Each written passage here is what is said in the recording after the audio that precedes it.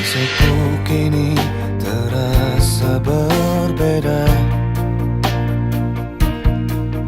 Kisah yang hadir dengan tiba-tiba. Rasaku ingin segera tuh bisa memilikimu, meski tak tepat ku mendapatkannya. Cerita mengalir begitu saja.